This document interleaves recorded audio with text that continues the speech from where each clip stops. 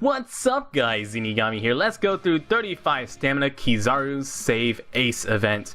We're going to be using a double Mihawk slasher team. One thing to note about the 35 stamina version of any of these save ace events, that's Kizaru, Akainu, and Aokiji, is that they are all worth 3 times as many points as any of the other difficulties. So a single 35 stamina run will give you 3 times as many marine kill points as a 30 stamina run, or each marine is worth 3 times the number of points. Which, before doing a bunch of 10 stamina runs was the most efficient way, but now doing a bunch of 35 stamina runs not only gives you much better drops, but also gives you a bunch of points. So we can try to actually save our ace. I believe that we can do it. Stage number 2 will either be Django or Full Body. Django or Full Body have about 350,000 health. Full Body will attack you for 4,700 damage. Django will attack you for a little bit less. Full Body actually gives this particular team quite a bit of trouble because he is, of course, as you can see, a strength character, and we are using all dex characters. If you want to, you can also replace your Moria on this team with a Mr. 3.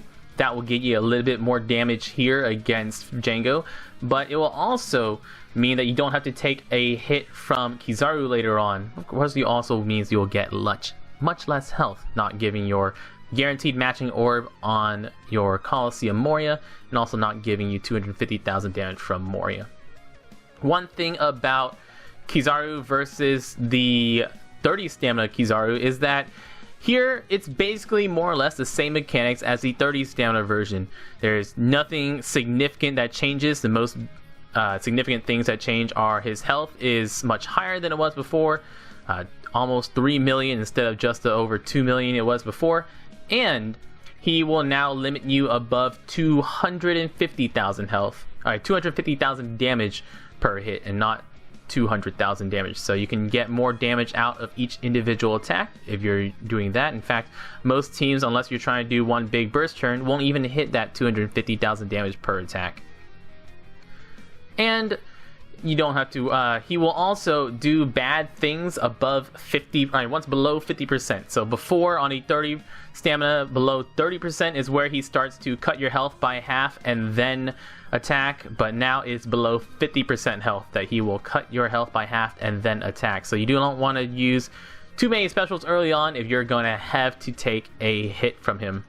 My Colosseum Moria has basically no special up, so I'm going to be stalling pretty hard, but even with using just basically standard stalling, you can stall for a long time. Here we're going to use Golden Pump Usopp on stage 5, where all the pacifistas are.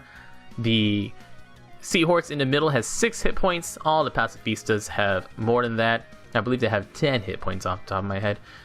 If we are low on hit points, make sure you get above 660,000, or I'm sorry, make sure you get above 6,600 damage, because Bastille, who we may get on the next stage, will preemptively deal 6,600 damage to us, which is not something you want to have a lower health than. If you want to and you have above that health, you can always save your food and tandem orbs, because Hina will shuffle non-tandem and non-food orbs and also lock all your orbs to for 3 turns. Or actually, she won't shuffle them, she'll just give you badly matching orbs for any non-tandem, non-recovery orbs. So here I actually happen to get 2 recovery orbs, which means I get to abuse them every single turn for 3 turns, which is always nice, and we don't have to get the lowered damage from getting badly matching orbs.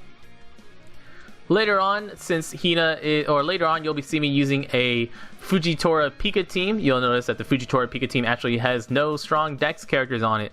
So there, we'll actually stall until we get our Golden Pump Usopp ready again on Hina.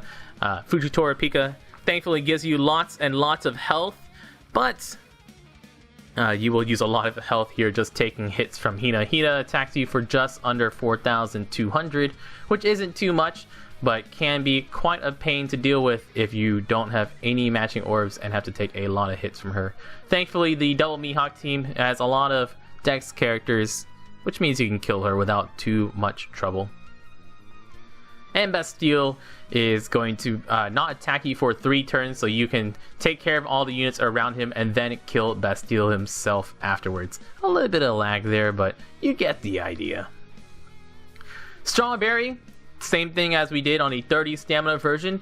On turn 2, he'll reflect all damage dealt to him for the first 2 turns. So if you deal 100,000 damage to him, he'll deal 100,000 damage back, which spells disaster. But if you do not deal any damage to Strawberry, he'll only deal 1 damage to you. So first 2 turns, we're going to very carefully kill all the units around him.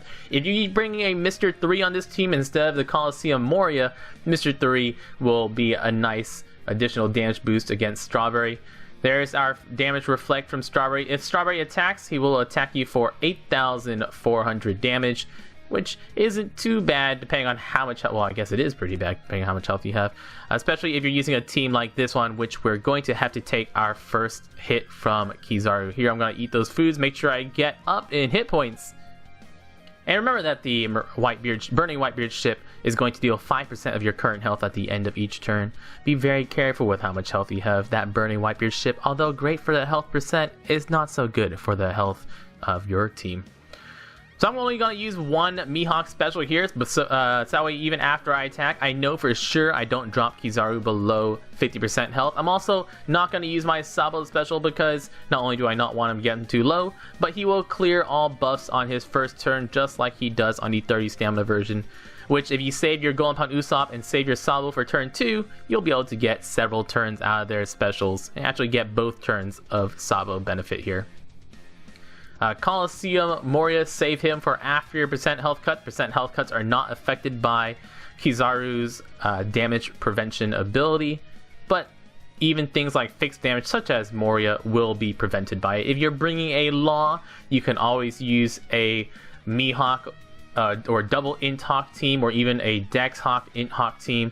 Use your Law special ability and then use your use your Law first and then use Int Mihawk special abilities if you burst on stage 7 with Strawberry. Anyways guys, that is 35 standout Kizaru. Good luck with it. Bring those heavy health cut teams. I'm Zeenigami. Thank you so much for watching. Good luck, and y'all stay beautiful.